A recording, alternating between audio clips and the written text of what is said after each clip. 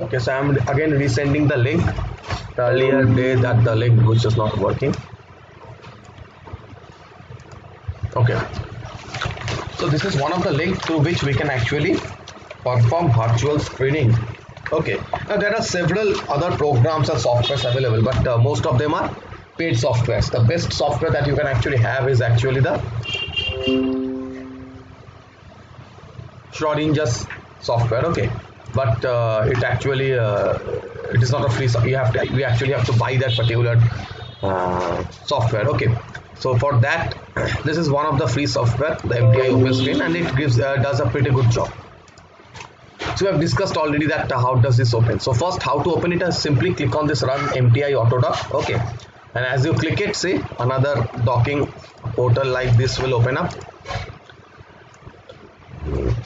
Okay, so first what you have to do, you have to first of all input the structure. Now remember that you have already, first you have to have a ligand. Okay, so this is the ligand format. So in what format are you uploading ligand? There are two kind of format, SDF and MOL2. We want to select MOL2 and click on upload, and then select the ligand file that you have. Okay, the ligand file that you have, and that will simply help you.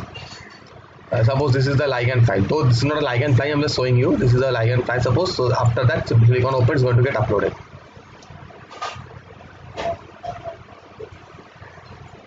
And after that, next section is the receptor section. Okay, receptor section. It is also same kind of thing.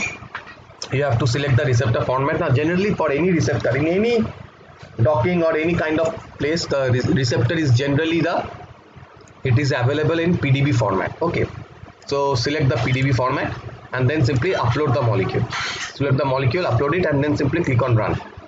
So this is for the Autodock. What does the Autodock do? The Autodock simply docks one molecule with the other.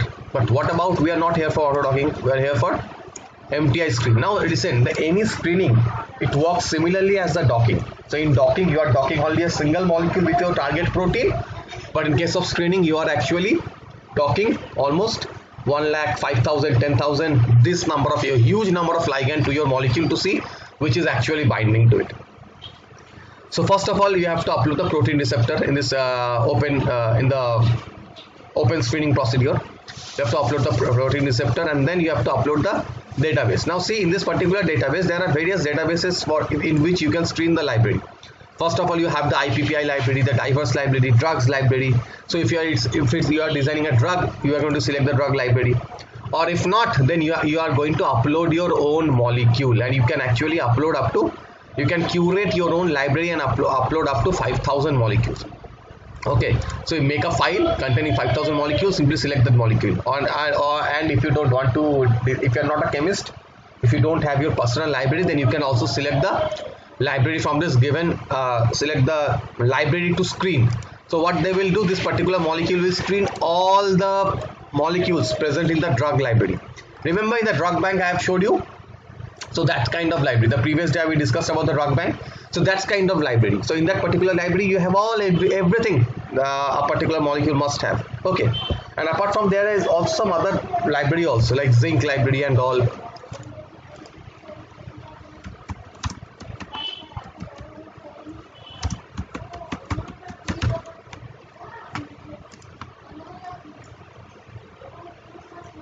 So zinc, this particular is also one of the library. Let me send it to you. Okay, this is also one of the database, and in this particular zinc database, perhaps the most widely available database. Okay, most widely available. Okay, and how many compounds are there? See, zinc contains over nearly 230 million purchasable compounds. Okay, 230 million. So if you are working with a particular any commercially available software like Schrodinger and all, or Discovery Studio to perform your screening, then you can use the zinc database. Now the free server, they don't allow you to use zinc because of the huge content. Okay, because the zinc contains, this is the perhaps the largest database of chemical molecules. Okay, so that's why your software, the free server, they don't have that much capacity to run and screen all these molecules. So for that you actually require what? a paid software like Schrodinger. Okay, but they actually cost a lot more, so that's why. So this is one of the library. Okay, so after you put in your thing, what have to happen?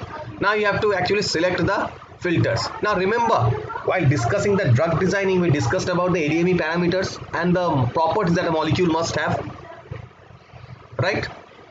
So in this particular case, you're going to upload that filter. So is this molecule a lead-like molecule? Yes. Now remember, in drug likeness, there were several reports like the molecule should, the Lipinski rule of drug likeness says that the molecule should have hydrogen bond acceptor less than 10, hydrogen bond donor should be less than 5, right? So these are the values. Now if you want to curate and if you want to manipulate this particular search according to your own need, then you can upload on several values like this. Look, you can upload 5 here, you can upload 2 here. It depends upon you, it depends upon your requirement. Okay, now remember the log P value, the water solubility. So what should be the what? Now every molecule is not water soluble. There are several molecules which are not water soluble, right? So we are only going to select a few molecules which are water soluble, because that would actually act as wonder drug to our body.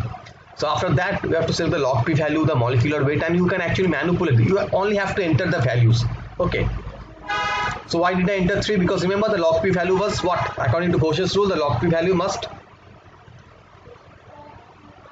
What was the Ghosh's rule? Can anyone say? The range of log P value? If not, say no. If you don't remember, say no.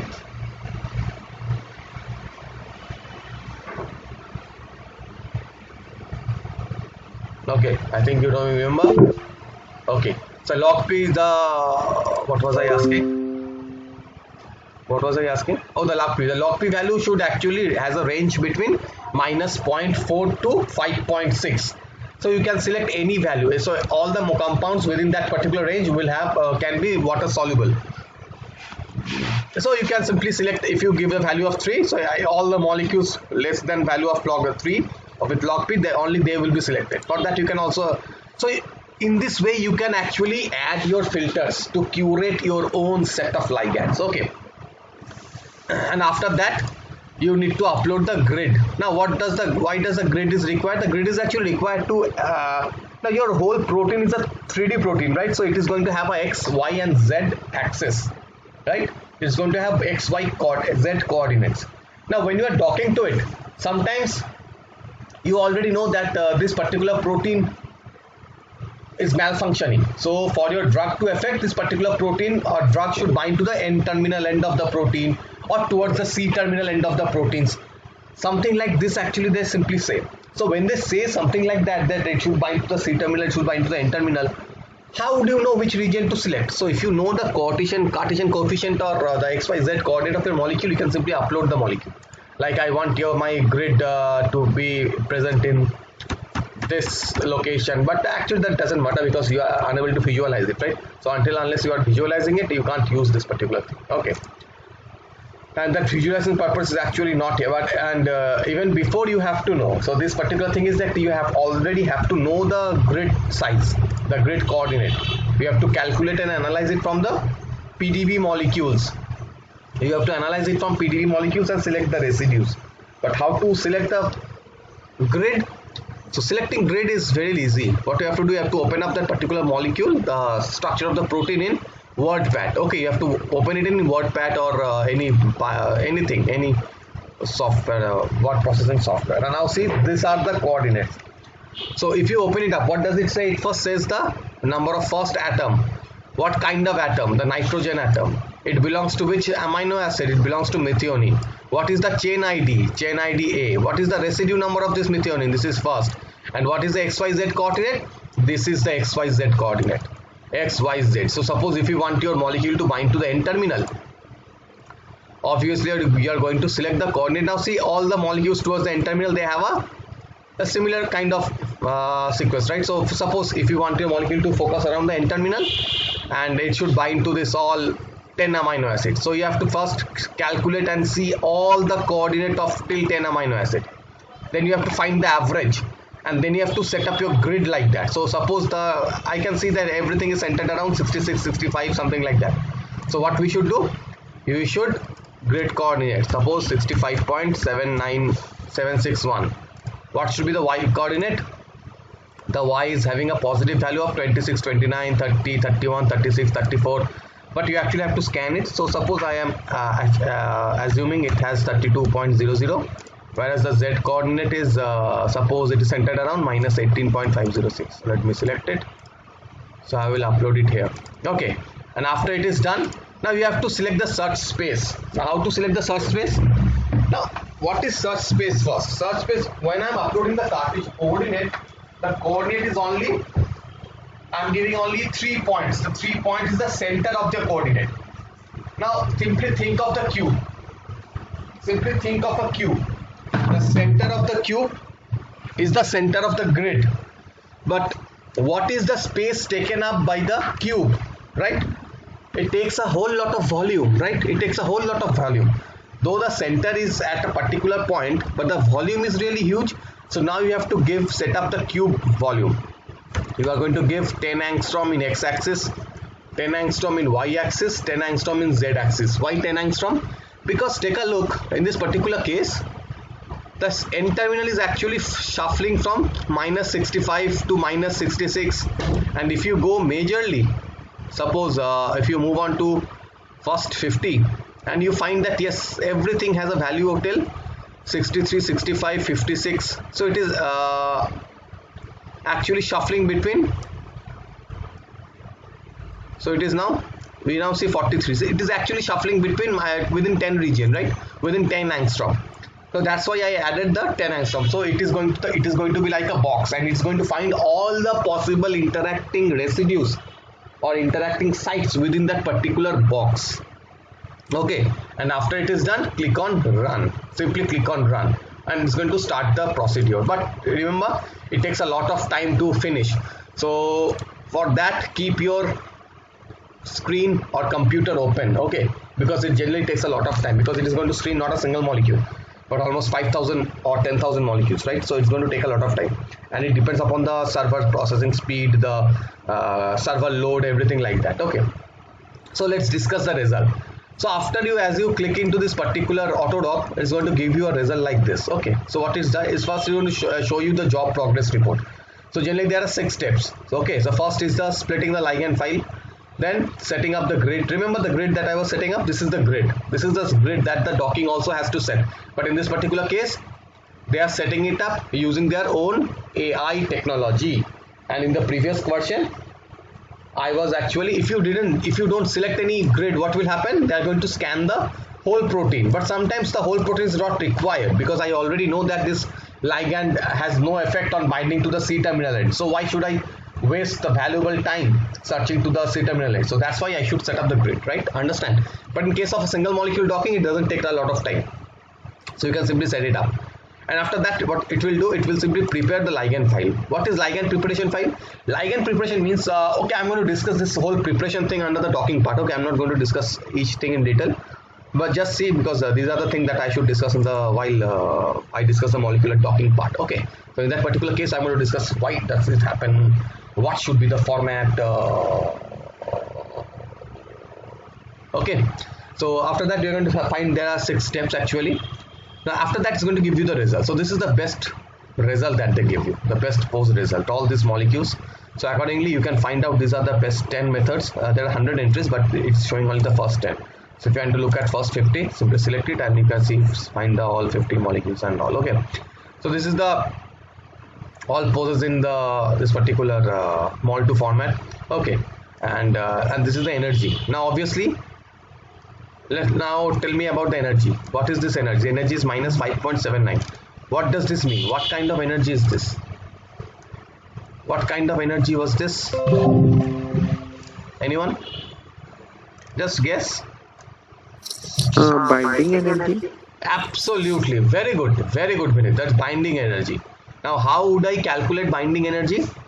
Generally, which parameter or property do we use to calculate binding energy?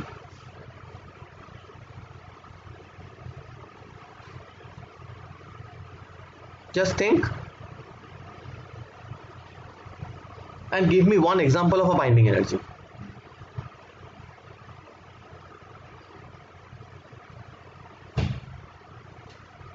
energy or a parameter or a factor that is used to calculate the spontaneity of a reaction? What is that? That is used to calculate spontaneity of a reaction?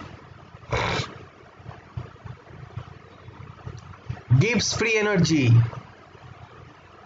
Gibbs free energy. You know this, right? Everyone must know it. Gibbs free energy, right? Why? Because Gibbs free energy is the one that is actually controlling the whole universe. Gibbs free energy and entropy. These are the two things that is controlling the entire universe. Not your body, the entire universe. Okay. So until unless you have this Gibbs free energy, you can't actually use anything. Okay. So that's why this is the whole link according to the Gibbs free energy. Must the lower the energy, more stable the interaction. So according to their calculation, this is the best molecule with a value of minus 5.7 kilocalorie per microjoule. Okay, so this is the best value, and as you see, as you drop now, not this is the this is not the best value. I haven't arranged it according to the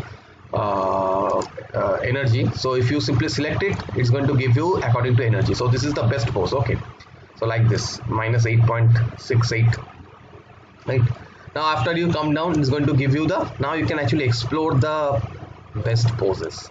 This is the best poses. Okay, and there are actually 10 different the best 10 molecules, the ligand 10, 9, 8. Okay, so let's discuss the ligand 10 first. So this is the protein and this is the ligand, and that has bonded to this particular location. Okay, now see how it has bonded to it. See, it is bonded to this location. But what about ligand 9? Now see, ligand 9 is not bonding to here. Ligand 9 is rather bonding to this particular location. Bonding 8, this ligand 8 is binding to this. So every ligand has a unique position where they would like to bind.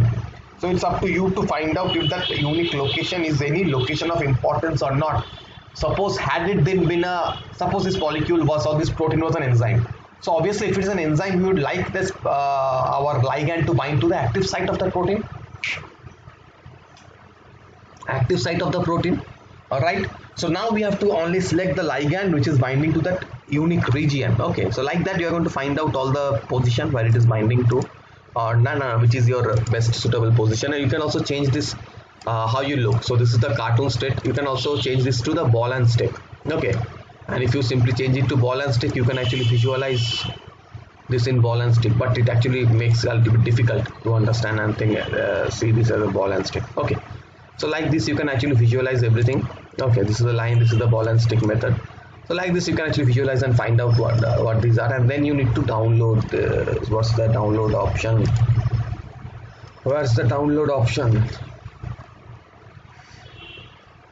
Currently I can't seem to find the download option. I think that is not work again. Is it not working?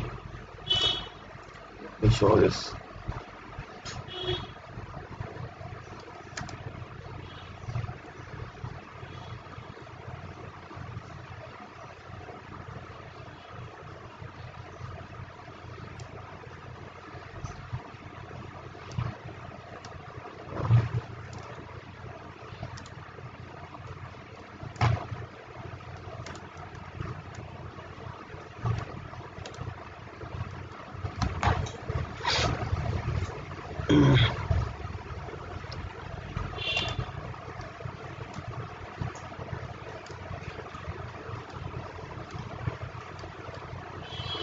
So this is the molecule and every file. Okay, I think there is some problem in the sulfur and the download option is not there.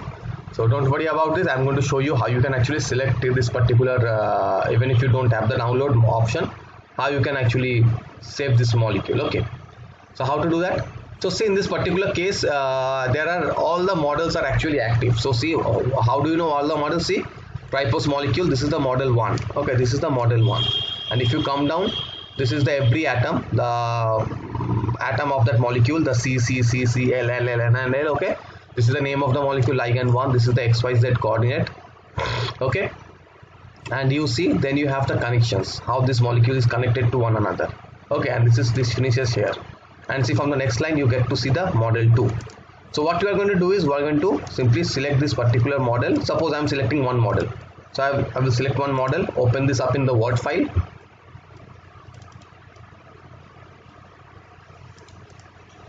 simply paste this molecule, paste this option here. Okay, and after the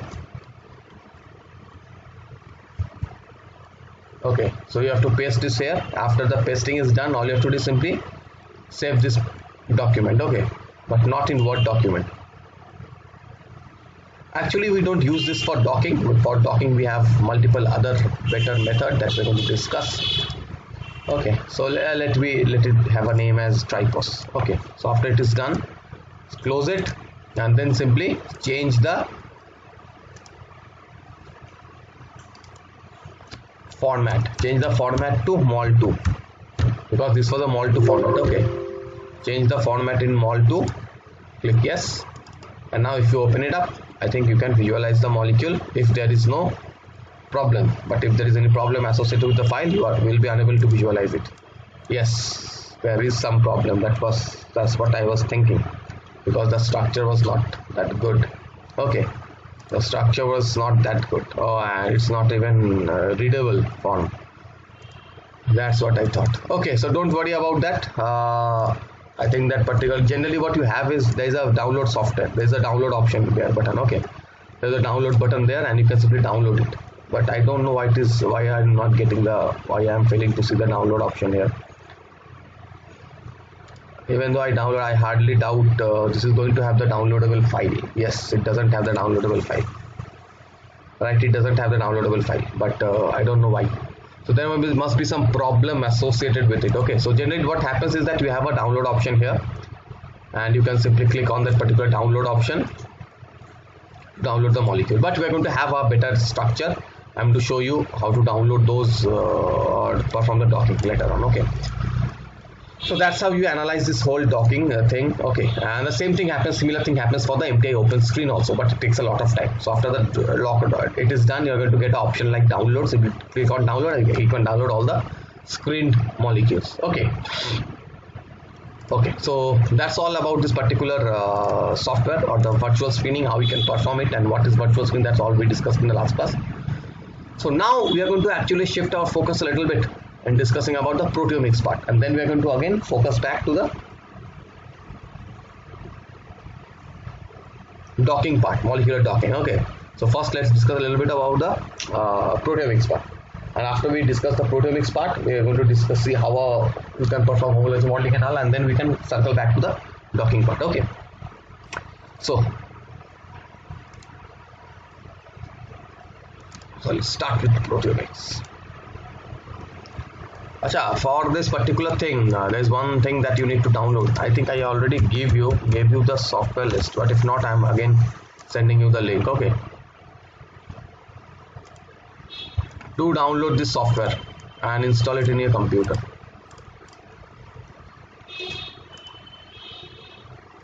Okay, please download this software, the PyMol, and install it in your computer. Okay, we're going to require it the next day. Okay, so you're going to see, and they see you have the option of download now. You can simply download it. It's a free software, don't worry about it. Okay, now can any one of you say what is proteomics? Can anyone say what is proteomics?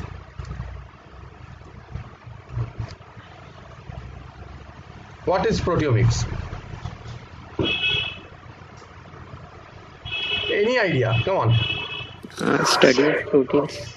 Study of proteins. Excellent. That's a very good answer. A very good answer. Can anyone give a little more curated answer? A little bit more specific? You're absolutely right. It is what it is, but a little bit more specific. It is a study of all the proteins that are present in your body. Study of the entire proteome of the body. Now, what is proteome? Proteome means all the proteins that are produced by an organism. Now, that particular organism or the system might be a cell. That means all the proteins present in a particular cell, all the proteins present in a particular tissue, or all the proteins present in a particular organism, suppose human, bacteria, something like that. Okay, now if it is bacteria, then obviously all the proteins in the cell and all the proteins of an organism is the similar thing, right? So why do we need to study about proteomics? I mean, I was discussing everything about the protein, right? We are talking about protein. A single protein is fine, but why do we need to learn about all the proteins? What is the utility in this particular thing and why it is important? It's because generally it is seen that in our body the protein doesn't work alone. How does the protein behaves in our body? First, or how does the protein actually shows its function? So first of all, what happens if we have a protein? If your DNA asks you to synthesize a protein, you're going to synthesize the protein, and then that particular protein A is going to come and bind to protein B. Then they are going to form a complex, or it is going to activate protein B, and after that it is going to, if it is a complex, then that whole complex will go and bind to protein C. And if it binds to protein C, it will alter the structure of protein C, activating it, which will again go and bind to protein D and activate it, something like that. So like this, the whole signaling procedure starts on, right? The whole signaling procedure starts. And ultimately what happens? That particular signal is one signal, or the secondary messenger like CAM, is then sent into the nucleus, and there it again activates the gene that is required, and that gene again translates to a protein, which is the actual molecule that we want to synthesize. For example, suppose in your body you have hormones, right? So suppose you have growth factor hormone. So what will happen? So growth factor hormone will go and it will bind to the growth factor receptor, thereby activating the receptor. Now my growth factor receptor, it knows that yes, the growth factor is bonded to it. So that means I have to activate the other proteins. So it is going to activate all the other cytoplasmic proteins, and everything is going to get activated in subsequent chains, and until one transcription factor is activated inside the nucleus, and that transcription factor is going to transcribe the growth factors in your body. And as the growth factors, you get enough growth factors that will help you to what? Help your cell growth. It will help your cellular proliferation. It will help your cellular growth. So overall, it is controlling your growth. So if someone is suffering from gigantism, that particular person might have higher number of growth factor receptors in its body, or it might produce more growth factors in the body. Okay, so it might be anything, right? So now if you see, so if you suppose want to challenge this gigantism, okay, so if you want to develop a molecule against gigantism, what you are going to do? You are going to devise a molecule, you are going to devise a ligand and design a ligand that will go and bind to that particular protein. But what protein are you going to select? You might select the growth factor receptor and block it, because if you block the growth factor receptor, there will be no signaling. But again, normal growth factors are also required for your day-to-day activity. Suppose you got a cut, and the portion, all the cells in that particular cut area or the wound, they died. Now how will your wound heal? New cells are going to form. Now obviously if new cells form, they also need to grow, and in our body no cell lives for 80 years. All the cells get replaced every day. And new cells are formed, and the new cells are not formed big. They form a tiny cell and it grows. So normal growth factor or for our day-to-day activity is also required. So if you block the growth factor receptor, you are blocking the entire growth for that particular cell, and that might hamper you. Rather than stopping gigantism, it might become fatal for you, right? So selecting that protein receptor is out of the question. So you are selecting another molecule, the molecule that the protein or the growth factor receptor activates. But now you see the whole growth factor channel, it has multiple proteins in it, right? Now sometimes even the growth factor is not important. Suppose there are some internal mechanism at place, some internal regulators at place. Suppose one of the regulators have failed. So you see, in this way, not a particular protein is affecting you, it is the combined effect of all the proteins that is affecting you, right? So to study a disease, it is not enough to study a single protein, because the protein never works alone. The protein actually works with a lot of proteins, and if it doesn't work with a lot of protein, it won't work at all, right?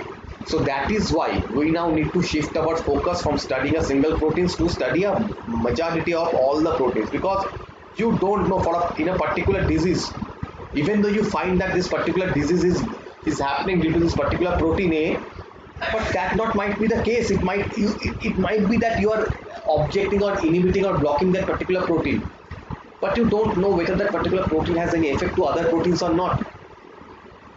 So to study the everything, every mechanism, all these butterfly effect, right? These are all butterfly effect. That means a change, something, somewhere might have a devastating result somewhere else. Okay, that is the butterfly effect. For example, what? Suppose there's a particular person, okay, and that particular, think of Spider-Man. I think you have all know Spider-Man, have read about it. Now what happened, the Spider-Man or Peter Parker once used to go, after he received his power, he actually used to misuse that particular thing while for boxing and all. Now at a time when he used to box, there was a particular person who stole everything from his manager and was running, and he left that particular person. He said that no, I am not going to arrest you. Simply go. He didn't help the manager. Okay. So what happened? Later that night, that particular person killed his uncle. So that's a butterfly effect. Something that you do or something that someone does, it might have a major impact elsewhere. A very tiny fluctuations might have a very devastating explosion. So the butterfly effect tells us that even the flutter of a butterfly wing, even the change of a flutter of a butterfly wing can cause tornado or cyclone somewhere else. That is the butterfly effect. Okay. That thing happens in our body. For that we actually need to study the entire proteome of our body. But there are some issues with it. What are the issues? The issue is that the proteome of our body is not constant. Why it is not constant? We all produce same protein every time. No, we don't produce same protein in every cell. Do we produce same protein in every cell? Students, Vinith, do all of our cell have same quantity of proteins?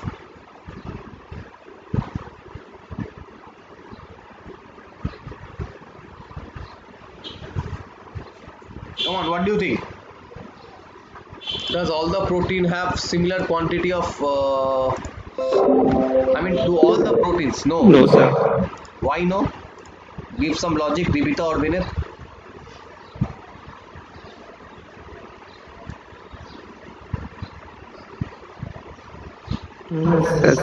Every cell function on its different way. Like liver cells, they produce. Absolutely. I get what you are trying to say. So what Vinith is trying to say is that every cell has different function. For example, the liver cell has a different function to play. Now, of course, for that to perform that function, you require different proteins. For example, the liver cell helps in the toxicity. Yes, Ribita, they have separate function. For example, what the liver cell does, it simply purifies your blood. Okay, so while it purifies the blood, the purifying enzymes are completely different. The hexokinase is not for purifying enzymes, right? So like every cell is different. Our cell, lung cells, is something completely different. Just simply think of the COVID-19 virus. How does the COVID virus infect you? It actually binds to the ACE2 receptor present in your lungs, right? But you know that this ACE2 receptor is also present in, yes, Levita, the ACE2 receptor is also present in heart cell and in kidney cell. But the COVID is not interacting or infecting there, because I think I have already discussed this with you. Because the route of infection differs, right? So like every protein, there are every different markers for a protein. Okay, for example, how to identify the stem cells? Can you say the marker of a stem cell? How do you know? If I give you two proteins, suppose I am giving you two cells. Now, simply by visualizing, you are not going to know which is what protein. So you need to study some markers. Now can anyone say what is a marker for stem protein or stem cells?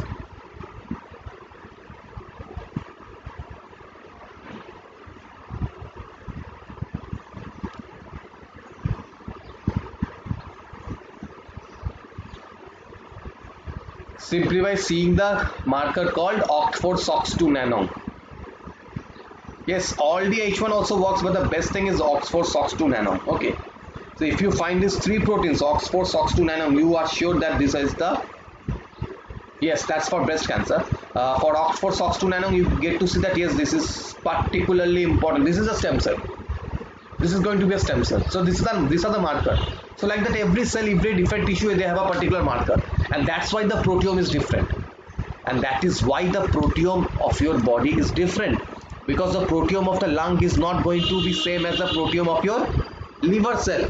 The proteome of your liver cell is not going to be similar as the proteome of your kidney cell, right? So that is why the proteome is different, but it also differs from time to time. So it is well understood that it is different from cell to cell, but it also differs from time to time. Can you say why or how does it differ from time to time?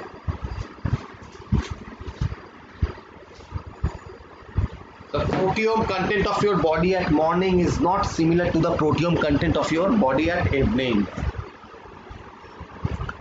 Okay, do you know why? It is because any guess what?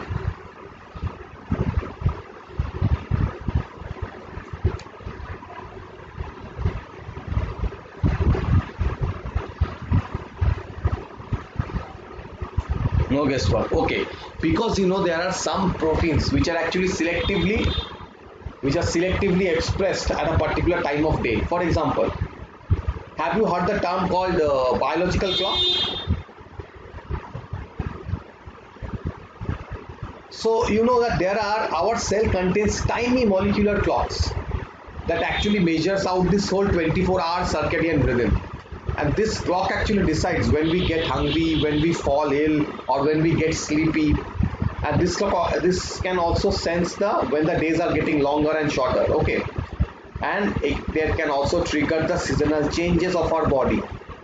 Now the major clock is actually housed in a small region in our brain, and that is called as suprachiasmatic nuclei, and that actually acts as a central pacemaker. Okay, and it constantly checks the cycles of light and dark outside, and it actually checks out. How does it check? It actually measures the intensity of light entering through your eye.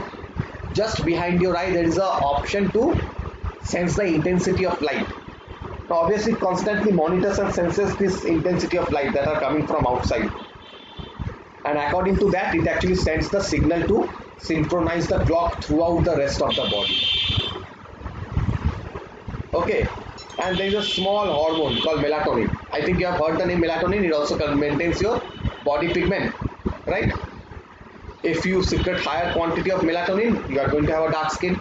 If you secrete lower quantity of melatonin, you are going to have fairer skin, right? So it actually depends upon your gene. You have no hand in it. You absolutely have no control over it. So it's purely genetics, and obviously in our case it's better to have higher quantity of melatonin, because higher quantity of melatonin can actually prevent skin cancer. So even though if you find someone, or if you are a little bit dark skinned, thank God that he had given you an extra layer of protection. Okay, so that's a very good thing, important thing to have in our body, especially in our country where the sun intensity of sunlight is too high. Okay, and you know this particular melatonin is actually selectively produced at night, and it circulates through our blood to coordinate all our nightly activities such as sleep.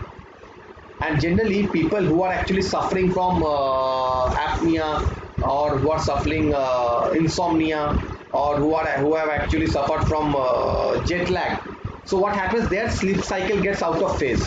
So treatment with melatonin is actually used to change this cycle artificially. Okay, and help them to shift the cycle that are generally out of phase.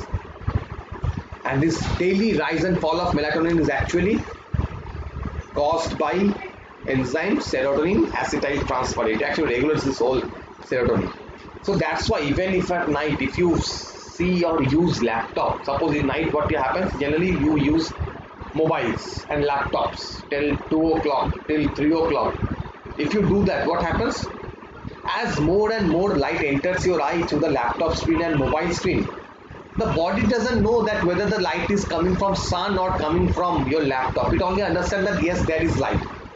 So if you use more laptop and this mobile at night, what happens? The body feels like it is not dark outside. So it stops production of melatonin. And if it stops production of melatonin, what happens? You don't feel sleepy. Your sleep cycle gets out of phase. Okay, so that's why it is not recommended that you use mobile at night. Okay, so at least stop mobile using an hour before sleep and try to read something. Okay, because that is far more important. It's far more important, and that's why at night when you sleep, try to make sure there is no light at all. Don't use night lamps and everything like that, because nowadays the teens, the students like you, like me, I was never like that actually. But don't use laptop and mobile at night. Make sure that you are using it till 10 p.m. and after that, even if you are awake for 1 or 2 hours, don't use that. Try to read something else for that, because in long run it is going to help you. You can't see the effect right now because we are all young, but in long run it is going to actually help. Okay. And you know that the immune parameters also change with the time of our day and night, and also according to the disruption of the circadian rhythm, and it has actually been linked to the inflammatory pathogenesis. Now this circadian clock control immune system might allow an organism to anticipate this daily change in activity and feeding and the associated risk of infection. Okay, and it is seen that the response to bacteria have been shown to vary depending on the time of infection. And it is seen that the mouse are more at risk of sepsis when they are challenged ahead of their activity phase. And generally this molecular clock is one that controls everything. The major clock is actually the core protein clock, that is BMAL1, okay. And apart from, you also have the clock protein, the ref ERB alpha protein. They all control the fundamental aspect of our immune response. Okay, so try to make sure you maintain this. So now what is this proteomics actually used for? So as you can see, this proteomics is actually used to understand how and when a particular protein is expressed. Okay, what is the rate of protein production, degradation and steady state abundance, how the proteins are modified, for example the post-translational modifications, right? And what type of modifications? It might be phosphorylation, it might be acetylation, and that's how the whole histone protein works. Not histone protein, every protein are actually get either activated or deactivated according to this post-translational modifications. Simply think of histone. If you don't, histones, how does the histone work? The histone either works by acetylation, phosphorylation, or there are various kind of other kind of thing also. And depending upon this acetylation and deacetylation, the histone actually tightly coils around the DNA, or it simply lets go the DNA. If it let go the DNA, what happens? If it uncoils, then that part of the genome is actually opened up, and that can be transcribed, because if it is tightly wound around the DNA, it is tightly wound up around the DNA, then that particular area of DNA can't get transcribed. And also only when the histone gets acetylated, it actually unwounds, and as a result that particular part is exposed, and that particular area is actually used for transcription. Okay, so that's how these protein modifications are really important. So if there is any miscommunication in this particular part, suppose a particular histone is acetylated beyond its normal hour, so what will happen? You are going to have higher than normal, you're going to have higher level of that particular protein, higher than the normal level of that protein, and that is how a particular person gets cancer. Okay, and that is how people suffer from cancer. What is cancer? It's nothing but overexpression of certain oncogenes, right? And the overexpression sometimes is so deep that you have nothing to do. You have nothing to do. Okay. Apart from that, it is also used to study the movement of the proteins between subcellular compartments, and we know that that's how the proteins actually move, right? And because the proteins, every proteins are synthesized. Now, let me answer me a question. Suppose I'm giving you two proteins, protein A, protein B, and I ask you to test, and I ask you which of the protein is going to get secreted and which of the protein is going to be present in the cytoplasm. How would you know? Without tagging it or without doing any visual study, simply by looking at the sequence. How would you know if a particular protein will be secreted outside or other protein will be presented inside the cytosol? Any answer? Come on.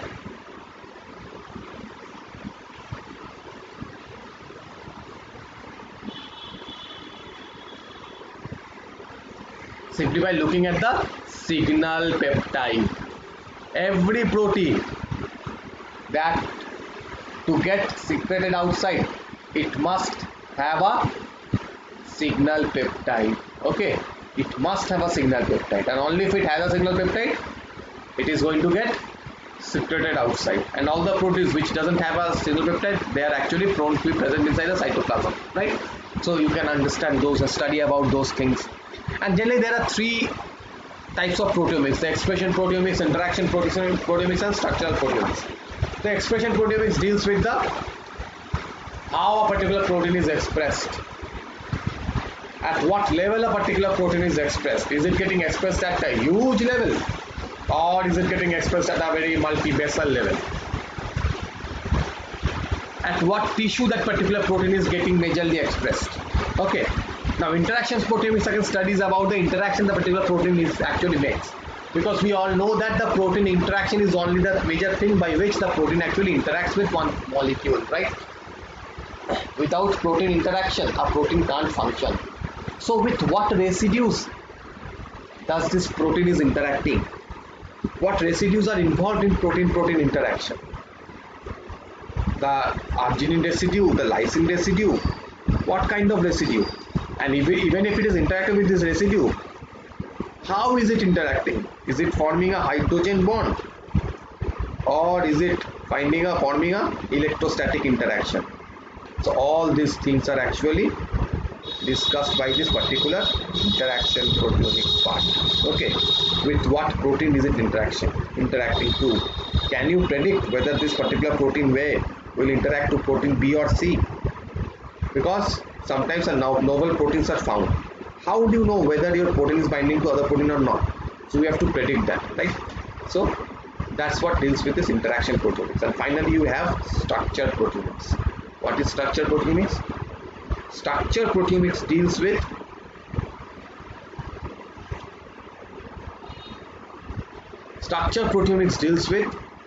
forming a structure. Now can you say what are the experimental methods that are generally used for structure prediction? I don't remember if I have discussed this already, but if I have already discussed, then I think you know the answer.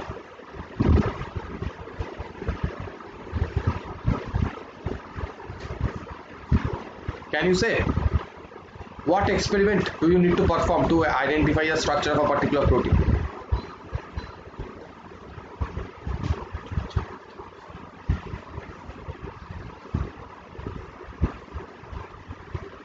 Come on, any one experiment that is done to predict the structure of a protein?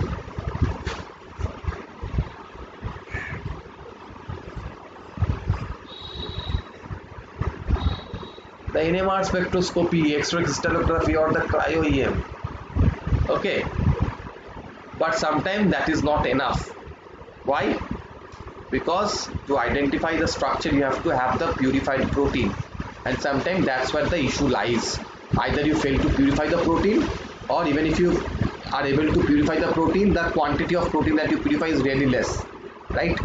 So, and even if you get sometimes purified the protein in higher quantity, but you see that the structure of the particular protein is not stable, it got unstructured, and if these things happen, then it is really, you will be unable to solve the structure of a particular protein, and therefore that's where this particular structural proteomics comes to play.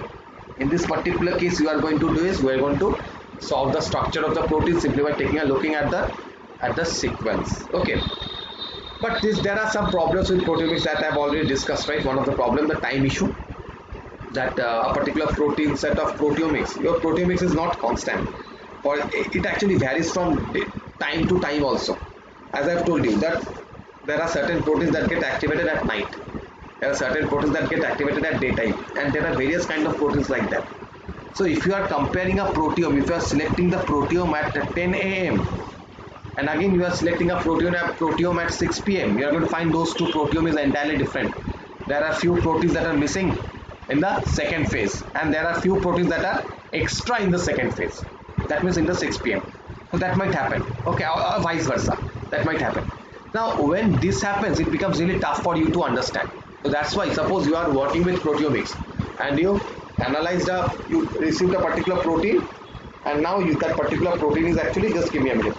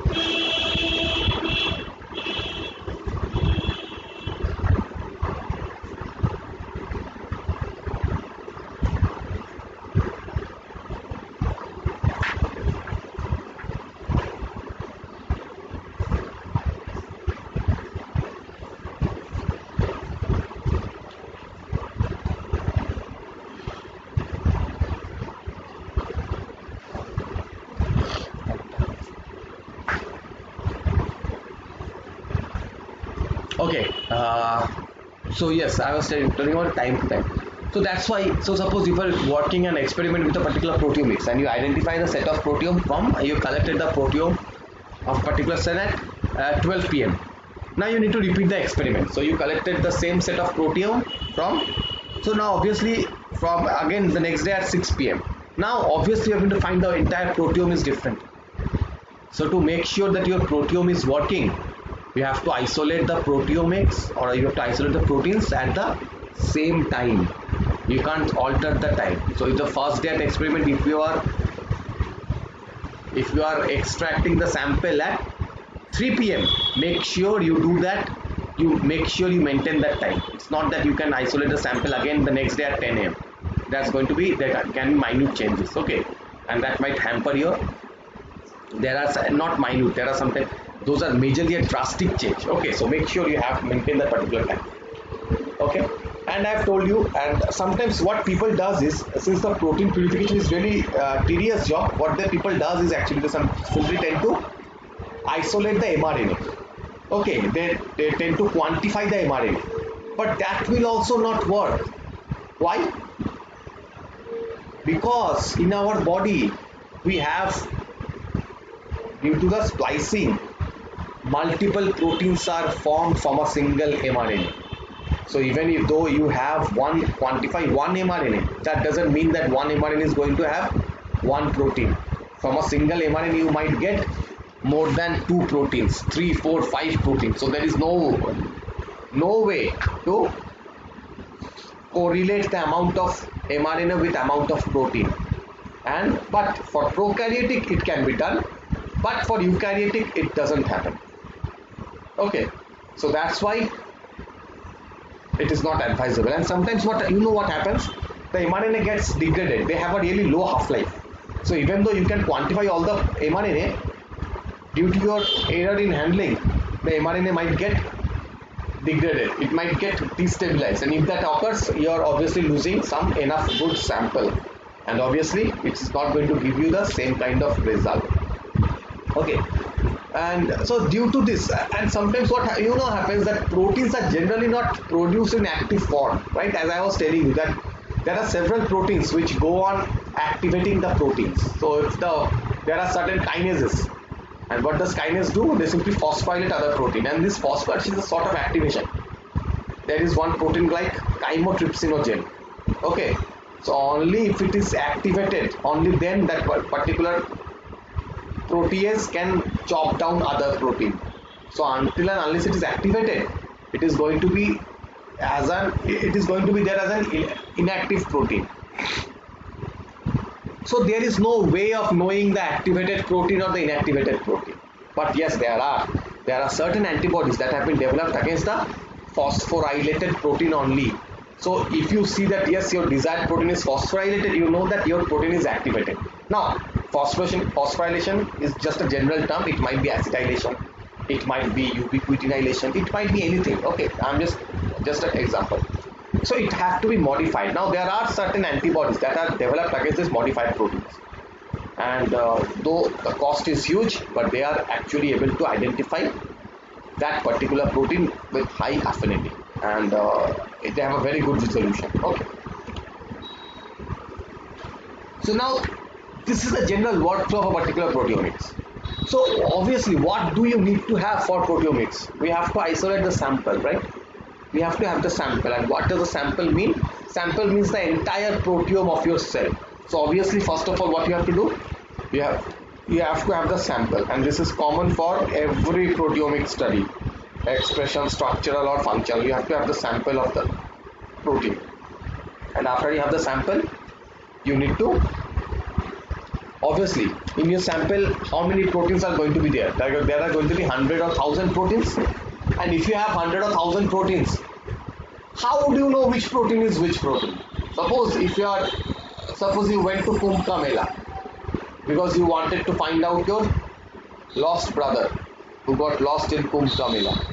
How do you know who is your brother? There are thousands of lakhs and crores of people.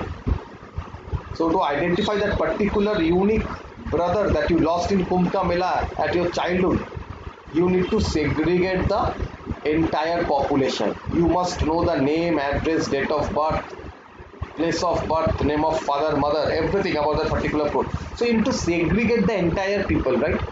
So how do we segregate the entire proteome? We have to use 2D gel electrophoresis.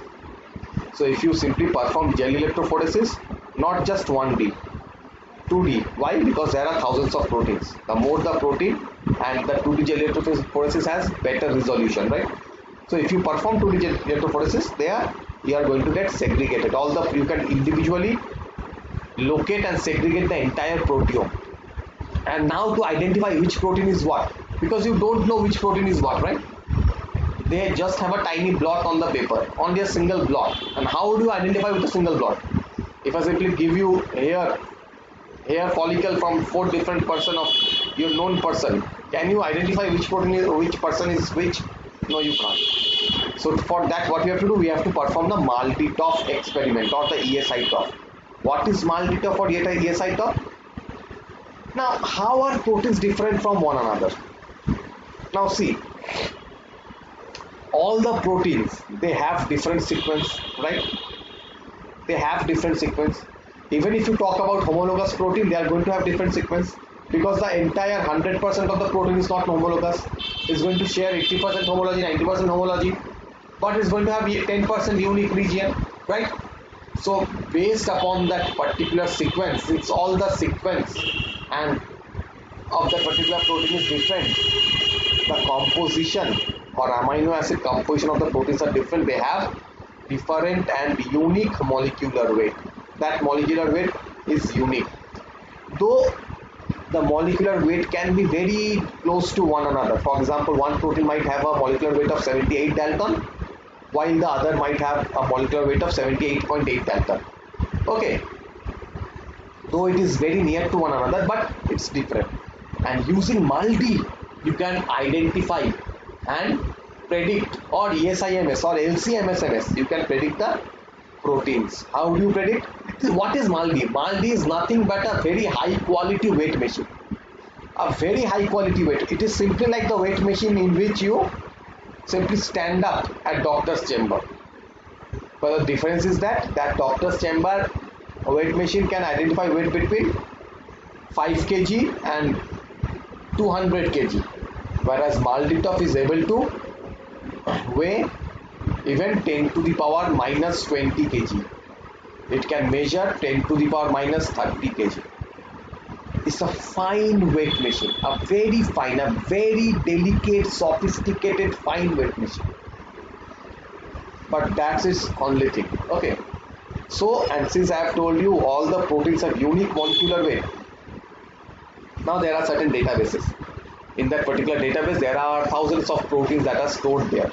And simply by taking a look at those particular database, we get to know what is or what's the molecular weight of this protein.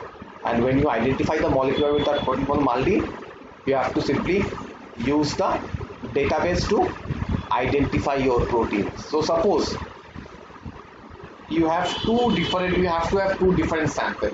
Why two different samples? The first sample will be the healthy cell, the second sample will be the diseased cell, and sometimes you might have the third sample. Third sample is also the diseased cell with drug treated diseased cell.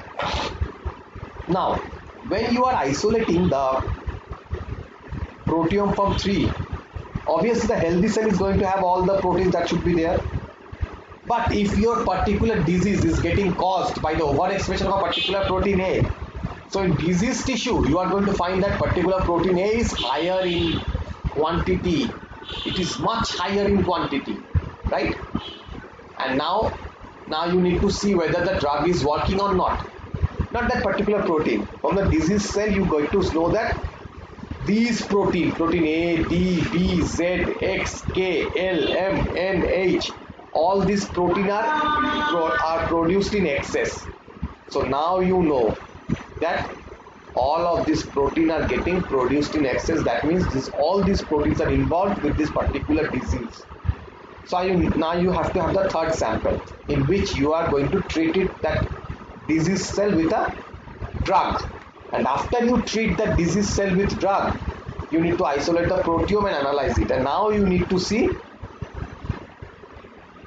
whether that particular cell is returning to the normal life or not. And if you, now obviously you can visualize the test, but the particular cell is going to get it is then cured. What about the proteome content? Perform MALDI-TOF and try to find out the concentration of all these protein. Now you see if by treating that drug, all the proteins are comparable to the healthy cell, then you know that yes, that particular drug is actually able to work. That particular drug is able to show its effect. That particular drug is able to neglect down this particular disease. It can prevent the sickness, it can prevent the disease, and it can also by lowering the concentration of these proteins. Okay, so that's how we analyze this whole thing. And finally we have this particular, but we have thousands of proteins. Is it possible for you to manually curate this everything, manually perform the scan to see which protein is expressed at what quantity and what? No, it's not possible. So for that we have several data analysis search engine called Sequest, Mascot, Tandem. These are all the data analysis software, and using this software you take the information from protein database and then you simply give us an idea. Okay, we're going to discuss about proteome database. Okay, these are simply the database of proteins. We have already discussed the drug database, right? So these are simply discuss of protein database. So now we will talk about the structural proteomics first. So what is structural proteomics? As I have told you, it simply helps you to identify the number of proteins present in a particular setup. Okay, all the proteins present in a particular setup.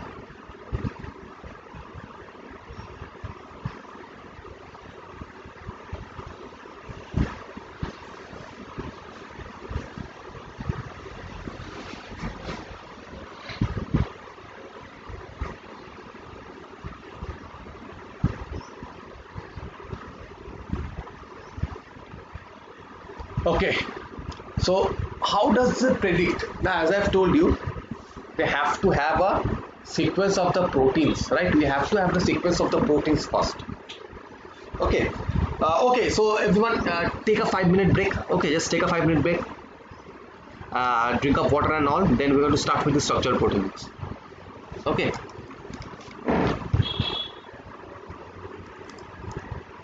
It's 9:45. We're going to start at 9:50. Okay.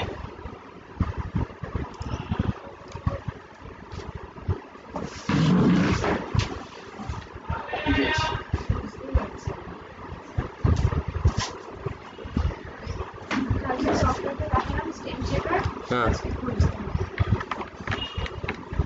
ওটা হয় ওরকম fresh করে খোল কিন্তু result plot করেই দিয়েছে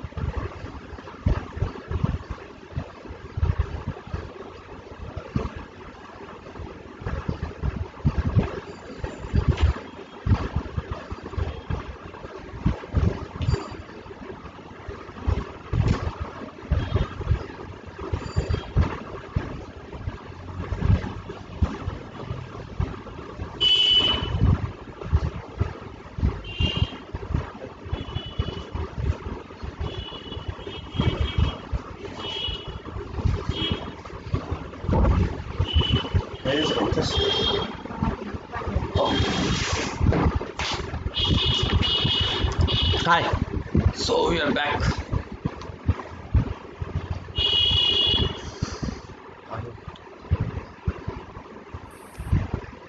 Okay. Okay, so how do we or how can we actually predict this whole structure of the particular molecule, right? So what we have to do is, remember in this particular case you only need the sequence of a molecule, but how do we actually can predict the structure? So that's the answer that we are going to give. So for that we have to understand a little bit of the protein structure. Now see, what are protein composed of, right? So proteins are composed of amino acids, and mostly natural amino acids there are. Now all these amino acids, they are structurally and chemically they are unique, right? They are structurally and chemically they are unique. They have their own physical and chemical properties. They have their own physical and chemical properties. Now this physical and chemical property that they have is also unique to that particular thing. But as you can see, even though they are very unique, sometimes this particular molecule, this the amino acid, they are somewhat similar. For example, just take a look into the glutamic acid and aspartic acid, and as you can see, the glutamic acid and aspartic acid are almost similar, and only difference is a methyl group. The only difference is a methyl group, that the glutamic acid has an excess or one extra methyl group, whereas the other molecule, that means the aspartic acid, it doesn't have one, right? So like that, these are the general. For example, the lysine and the arginine, the only difference is of the amide group, the free amide, the amide group at the side chain. See, it has, the arginine has two excess amide group, whereas in case of your molecule, the lysine, it doesn't have one. So these are the major differences that a particular molecule have. But remember, each of the structure also has some unique property that is unique to that particular molecule only.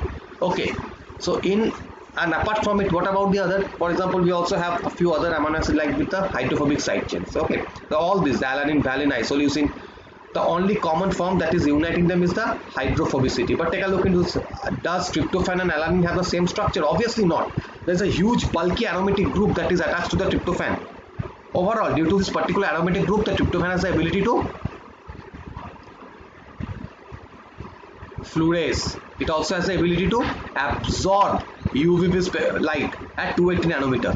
But alanine or the other isoleucine, valine, they don't seem to have that kind of power. Okay, they don't have that power.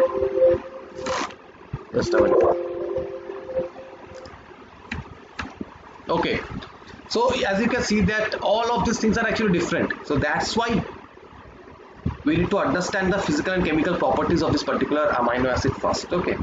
So these, now when a protein fold, it actually exploits the use of this particular amino acid to predict the structure.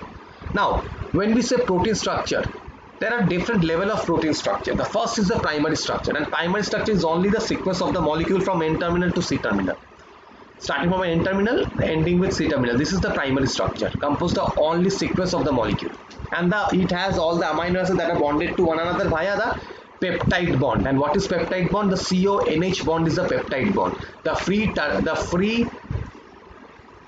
COOH of the amino acid joins to the free NH2 of the second amino acid, and within this particular they are linking up, and H2O molecule gets removed, and as a result you have CONH bond, and that is the peptide bond. Okay, but sometimes these amino acid, they also forms inter-hydrogen bond. They form inter-hydrogen bond.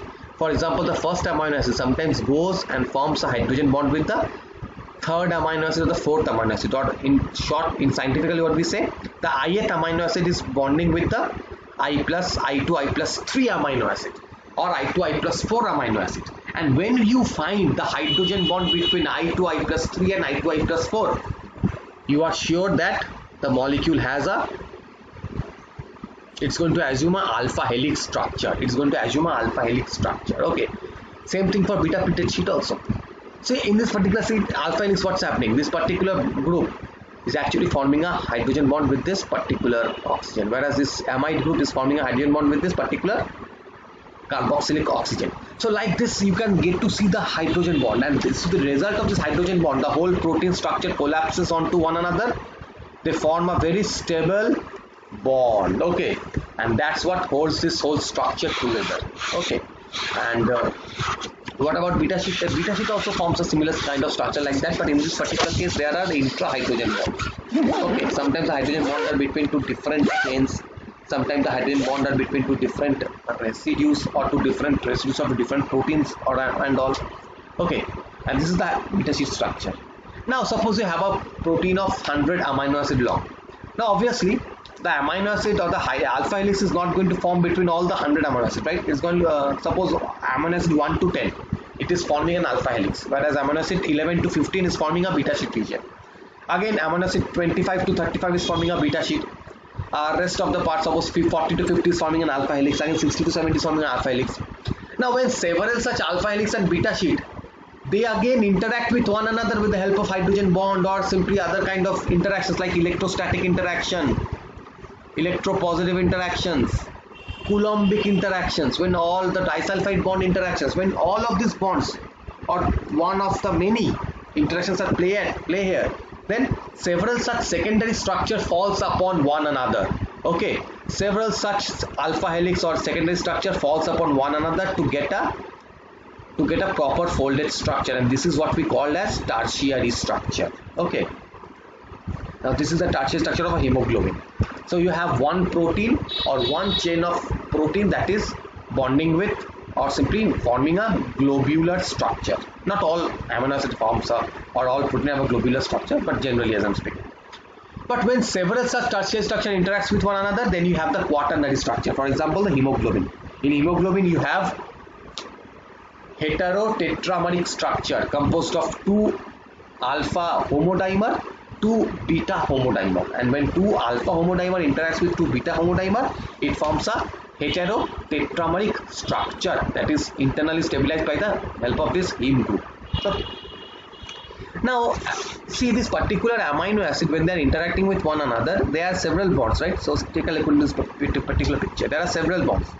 So as I have told you, first of all, we have the CONH bond, right? The CONH bond. So the angle or the bond between N and C, it is termed as omega bond. Okay, it's termed as omega bond, this peptide bond. Okay. Now, statistically, again, the bond between N and C alpha, the bond between N and C alpha is the phi bond, whereas the bond between C and C alpha, the bond between C and C alpha is known as psi bond. Now, statistically and theoretically, this phi, psi, omega, they can have any angle. They can have any angle, right? They are free to rotate in the 180 degree, but practically that is not possible. Practically, they are only allowed to move they are allowed only to assume a few angles. So what's that going to be? So that's the one question that actually taunted Ramachandran, G.N. Ramachandran. So what did he do? He discovered this particular Ramachandran plot. He analyzed all the protein structure of all the solved protein molecules. Till its part, all the proteins whose structures were solved, he analyzed the structure of all the molecules. And he found that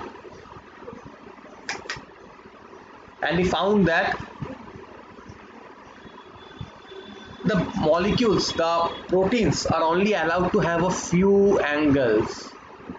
though the system is huge, you can assume any angle. If you are simply plotting phi psi, the phi psi can have any angle within this particular rate. But he found out that it is not possible. It is not possible to have any angle. Only some specific angles can be formed, and those within this red regions can form. So for example, suppose if the protein is an alpha helix in nature, or the left-handed alpha helix, then it is going to have centered all the alpha, the phi psi angles of that particular protein is going to be centered around this particular angle only. So this is the zone for left-handed alpha helix. So if it's a right-handed alpha helix, it is going to be present and centered around this zone. Sweetened helix here, parallel beta sheet here, anti-parallel beta sheet here. So like every secondary structure or every protein, though they are allowed, theoretically it's possible to have any angle, practically it is not possible to have any angle, and they can only assume some specific angles. Okay, and that is why, and all the other angles or the gray zone, that is the disallowed region. That region can't be formed. That particular region, or it's not that they can't be formed, or a presence of the angle in this zone means that it is not allowed. The protein is not properly folded. A properly folded protein can't have any angle in the gray zone. Understand? And this is the one property of the protein that we are going to exploit while modeling our protein. Because since we are modeling our protein, we don't know the model that we developed is proper or not. We don't know if it is proper or not. How would you know if it's the model that we received is a very good model? Because no one knows its structure. So after we model the protein, we have to calculate the phi psi angle. And if we see that yes, there are some angles, or majority of the angle are present in this disallowed region, then we know that the modeling is not proper. So we again have to remodel that particular protein. Okay, so this is the quality checking that we have to perform. Now, some proteins like this proline and cysteine, glycine, they don't assume, or they didn't follow by the usual rule. Why? See, the proline is the only amino acid that doesn't have a free amide group. The only amino acid that doesn't have a free amide group. And glycine is the only amino acid that doesn't have an R group, right? The R group is a hydrogen. It doesn't have a R group, complex R group. So due to that particular nature, due to the small size of this glycine, it is highly flexible. It is so flexible that it rarely it is present in the red zone. Maximal and majorly it is present in the disallowed region. Whereas since the amide bond is also absent, the free amide bond is proline is absent, and the proline structure is it's not that flexible. Okay, and that is why the prolines are also found to have angles in this particular disallowed regions. Understand? So this is one of the property that we're going to exploit. So first, how the protein does fold. So Levinthal actually discovered a thought process, and what did he say? That assume that your protein has 101 amino acid. So if it is 101 amino acid, it is going to have 100 peptide bond, right? So if it is 99 amino acid, it is going to have what? 98 peptide bonds, because the last amino acid is not going to form a peptide bond with any other. So that's one peptide bond less. So when there is 100 peptide bond, that means we have 200 phi psi bond. 100 peptide bond means 100 phi bond, 100 psi bond. So in that case, we have total 200 phi psi bond, because a single peptide bond usually has two angles, one phi, one psi, right? So that's how we have 200 phi psi bonds. Now assume that within this particular territory, now even in this particular allowed region, the molecule can any value starting from, suppose if I simply talk about this psi value, the value can start from here. Let's assume this is 40 degree, and it can go till 180 degree. It can have any value from 40 to 180, right? It can have any value of 40 to 180, and that's also huge. You have to calculate and you also have to take into account the decimal places, right? So it's a huge value. But for the simplicity sake, let's assume that it can only assume 3 states. The phi psi bond can only have 3 angles: 40, 80, 90, or 60, 120, 180. Only 3 angles. Okay, it can't have any other angles. So what is the number of conformation that it's going to have? Obviously, for 3 states, it's going to have 3 to the power 200 conformation, right? Since I'm assuming only 3 angles, the total conformation will be 3 to the power 200. And if you simply solve this up, you are going to find that this value is over 60 order of magnitude longer than the age of the universe. Does the protein really takes that long to fold? No. The protein folds in millisecond and in second. The protein folds in millisecond and second. It doesn't have this huge, it doesn't take up this huge time, right? It doesn't take up the huge time. So what happens? Or how does a protein fold so fast? How does a protein fold so fast? How does a protein fold so fast? There must be some thing to it. And what is that? This is the folding funnel experiment. That's what we're going to see. How the protein folds so fast. So according to Levinthal, he actually discovered this particular folding funnel, and he said that when a protein is at the top of the folding funnel, it has the highest energy. And having highest energy means it's a purely unfolded structure. Can you say why? Why having highest energy means unfolded structure?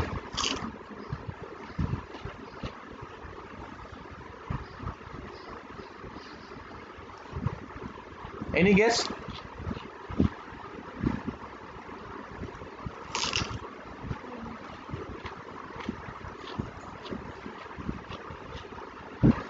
Come on, any answer?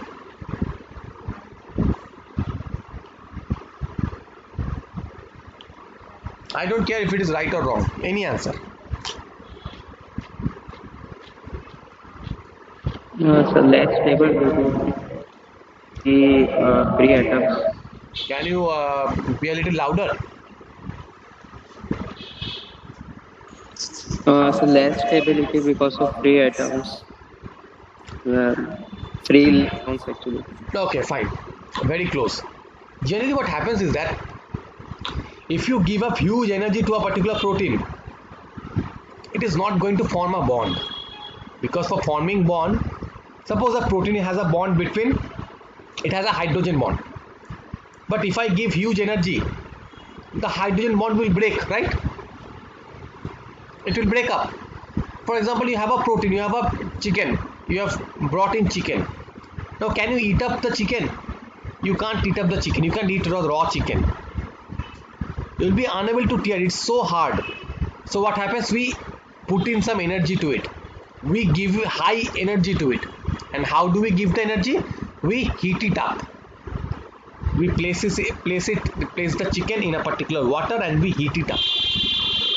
So the chicken is the protein molecule. And when you are providing too much of energy to it, the bond loosens, the bond breaks, and as a result the chicken becomes soft, so you can eat it up.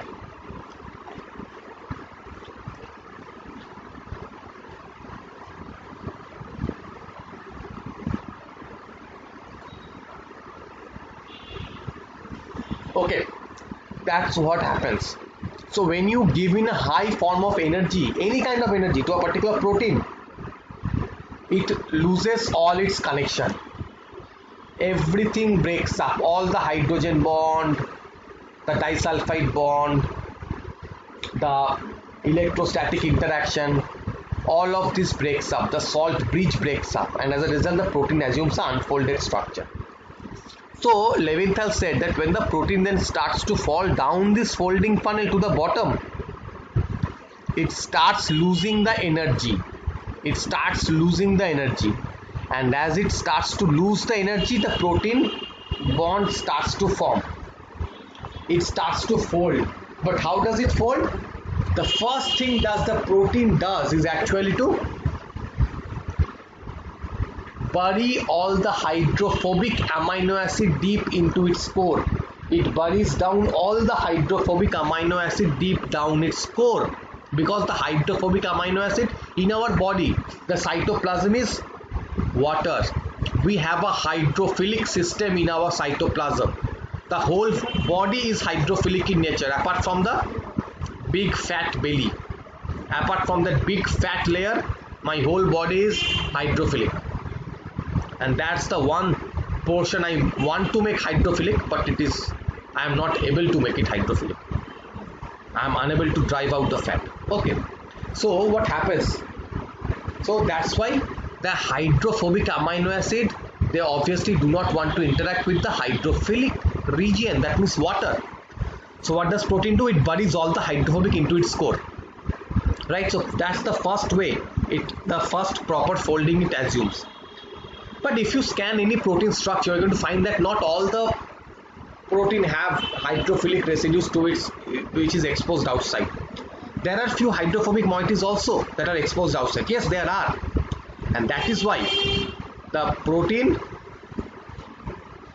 again unfolds and properly folds. But that was not known to the Levinthal. He predicted that only by doing that and only by assuming and forming this intramolecular hydrogen bond, it actually assumes a proper folded structure when it reaches the global minima. When it loses all the energy, the proper folded structure forms at the bottom of this funnel. But right now, as I have told you, if it is blocking or burying away all the non-polar or hydrophobic amino acid, that's not the case. There are many proteins in which there are some hydrophobic moieties exposed outside, and there are some hydrophilic groups that are buried inside. How does that happen? So this particular sculpture is actually foregone, and now a new folding funnel is given. Now in this folding funnel, it says that the molecule doesn't continuously goes down to this proper funnel. So suppose if you are going up to climb the Mount Everest, it's not that you are always climbing up. It's not that you are always climbing off. No. What happens? You have to climb up some hill. You have to climb down some mountains. And you have to continue this.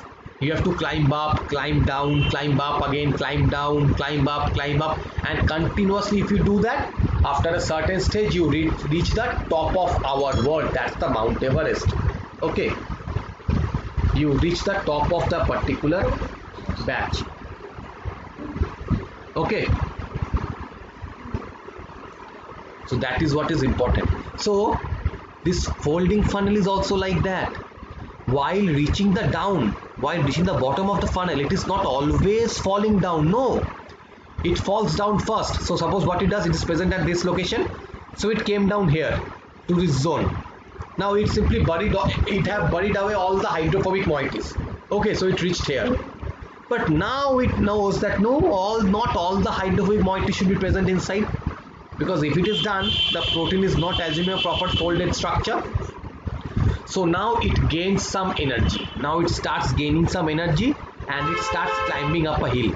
So as it climbs up the hill, it has to gain some energy to break up some bond, to break up certain portion of the protein, to free them up so they can be exposed outside, and then modulate its structure a little. And as it reaches the top, this particular top, so this is the local minima. First it reaches local minima, then it climbs up a hill to reach the local maxima. From there it again goes downhill until it reaches another second local minima.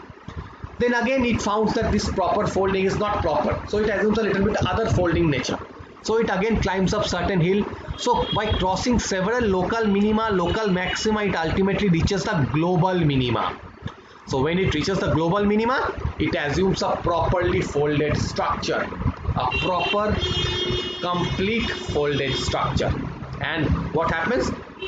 For that, apart from the hydrogen bond, various kind of interactions are at play.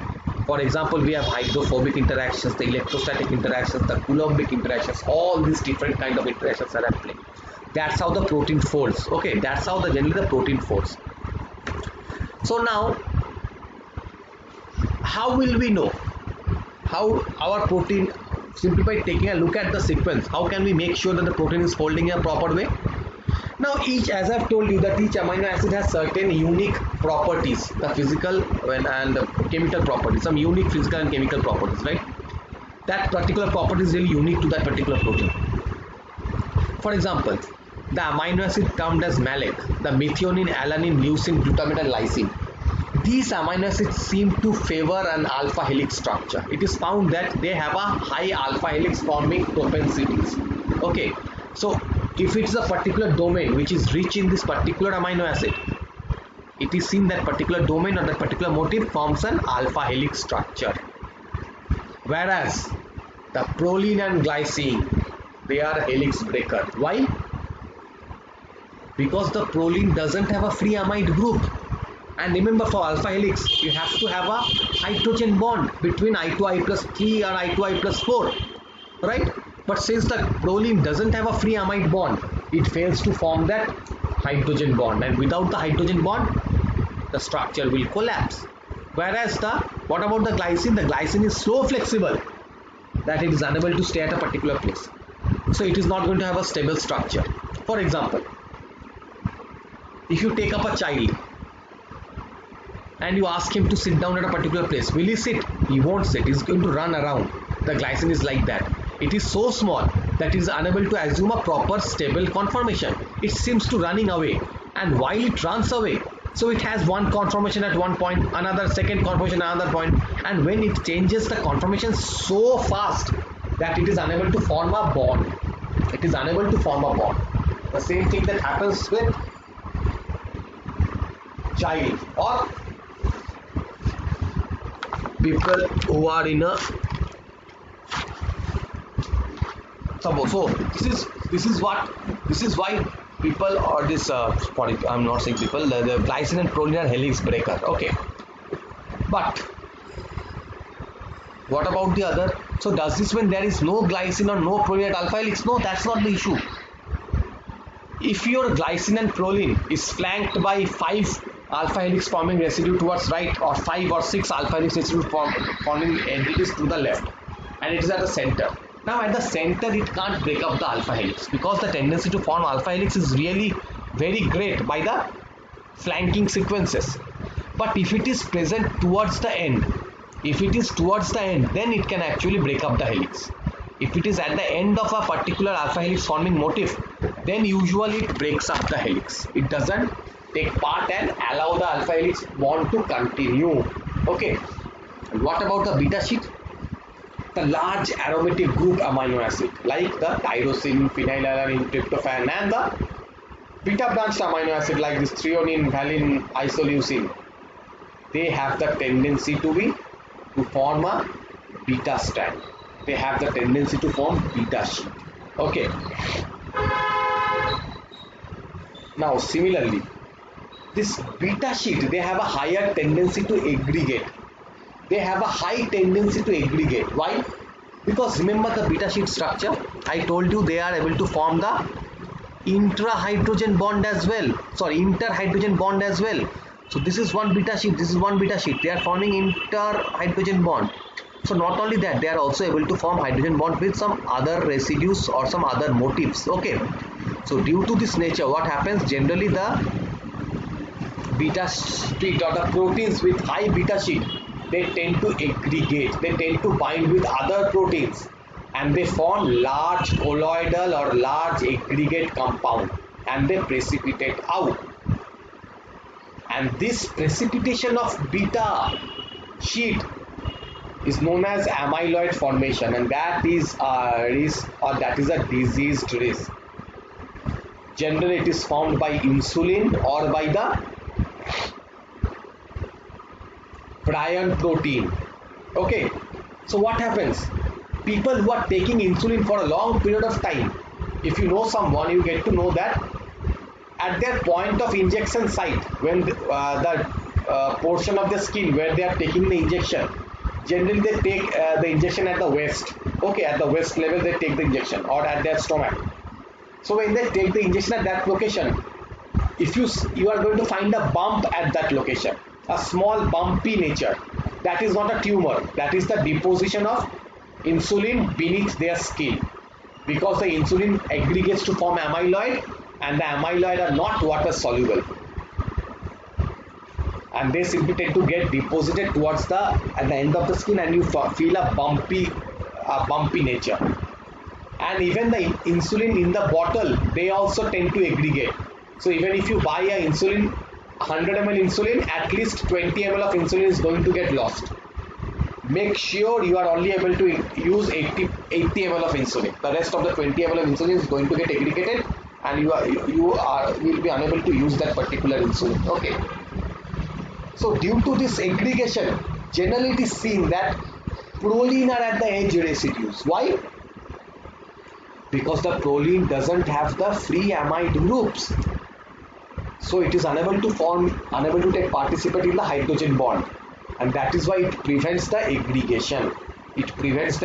And that's why, though in case of alpha helix, the proline was breaking it up, sometimes to prevent this aggregation we tend to incorporate proline into this residues where they have the proteins which have higher tendency to form amyloid. Okay, and if this amyloid occurs in the prion protein in your brain, it is a fatal disease. Okay, it's a fatal disease, and it is known as mad cow's syndrome, known as Creutzfeldt-Jakob syndrome. Okay, and that's a very bad disease to have. So people generally are likely to have. Now there are generally two methods for protein formation. Now next day I'm going to show you how this modeling is performed. But as I've told you that there can be three types of proteins. Now how does this modeling works? First you have to understand that. Now modeling works by three methods. One is the homology method, another is the ab initio method, another is the protein threading method. Now what is ab initio? Ab initio means starting from scratch. What is homology? Homology means in that particular case you are not predicting the entire structure of the protein just by the sequence. You are trying to find out the homologous protein whose structure is already solved. So suppose you have protein A and you know that this protein A is a homolog to protein X and the structure of protein X is already solved. Now since these are homolog to one another, they will share the sequence, and if they share the sequence, it means that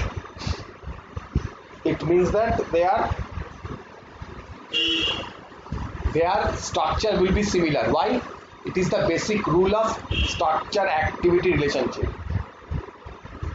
Structure activity relationship means if two proteins share similar structure, two proteins share similar sequence.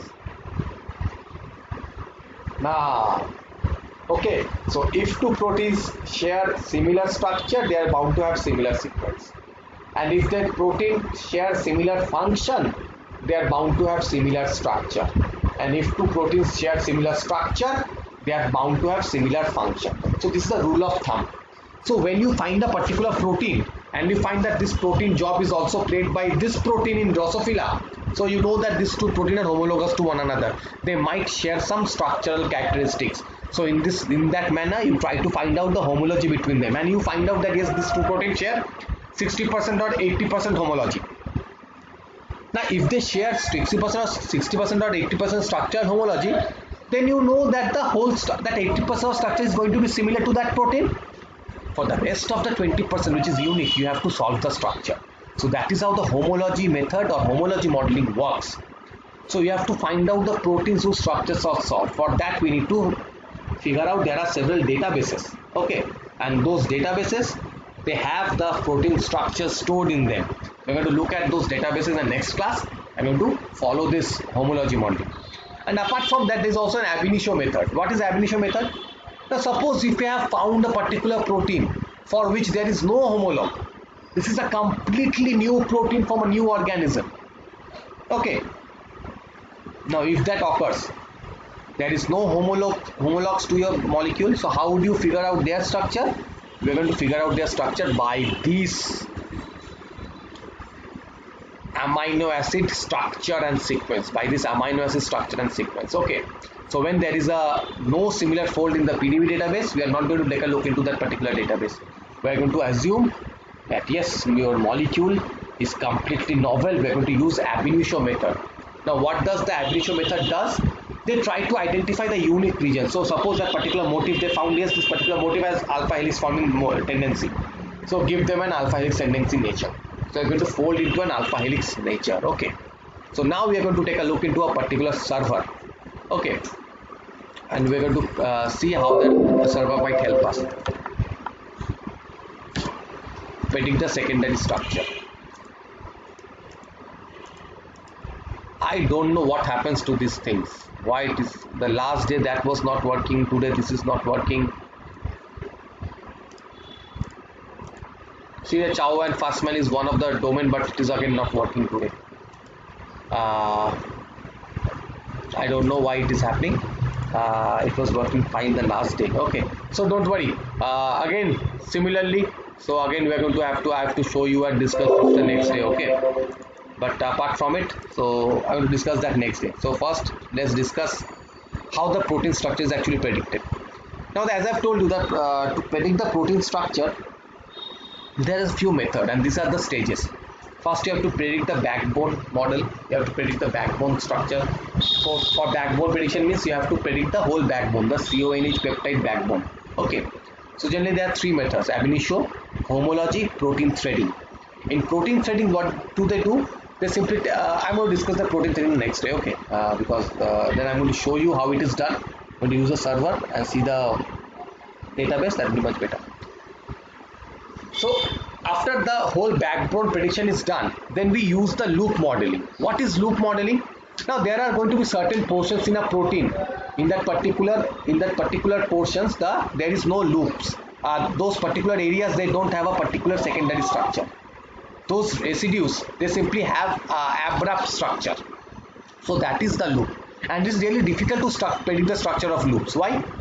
Because the loop means they can have any structure. They can have any coordinate. It's suppose if I ask you to make a face, I can predict what you are making, whether your tongue is outside or whether you are I don't know what kind of face you are going to make, because it's completely up to your nature to make a face. But if I ask you laugh, then I can predict what kind of face you should have, because I know while laughing people tends to have similar facial characteristics, right? So laughing is similar to the backbone prediction. I know whether it is alpha helix or beta sheet. But for loop modeling is like make a face. I don't know what face you are making, whether you are crying, making a crying face, or you are simply teasing someone, or a laughing face. I don't know. So that's like loop. You don't know how to model the loop. So that's the most hardest thing to do, the loop modeling. And after the loop modeling is done, we have to use side chain packing. Why side chain packing? Side chain packaging means many amino acids have side chains, and the side chains are also free to rotate, right? They're also free to either get exposed or to suppose you have predicted an enzyme. Now every enzyme has an active site. Now the amino acids that are present at that just boundary to the active site, their side chain might poke inside. Poke inside means their side chain might be present inside that, it might move inside that active site component. And if that happens, what will happen? The volume of the active site is going to decrease. Now we can't let that happen. So we have to package the side chain and make sure the side chain is not focusing inside the active site. It is focusing outside the active site. So this is the side chain packing that we have to perform. And ultimately, the structure refinement is done to neglect the steric clashes, to neglect if there are any psi angles in the disallowed regions. All these are checked, and then the structure is refined to give an optimum structure. Okay, so any question till this part?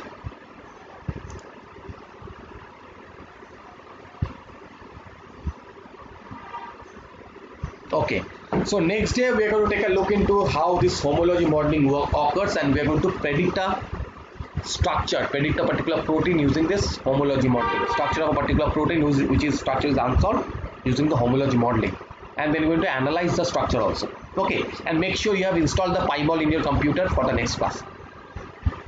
Okay, and after it is done, we are also going to take a look into how this whole learn a little bit more about this homology modeling, and then discuss the pros and cons of it. Okay, so any questions?